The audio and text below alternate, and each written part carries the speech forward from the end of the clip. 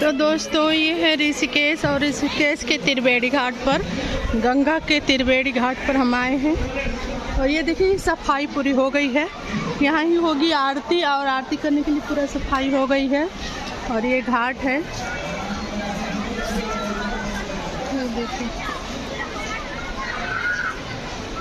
और यहाँ मतलब इतना भीड़ है, बहुत भीड़ है, लोग नहा भी रहे हैं क्योंकि 1 जून से 10 जून तक गंगा दशहरा चल रहा है, इसलिए लोग नहा रहे हैं।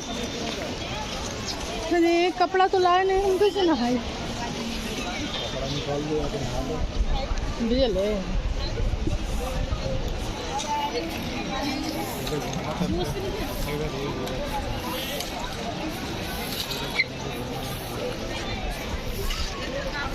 हाँ, ये नहा कर तो घूम रहे हैं, जल की नहीं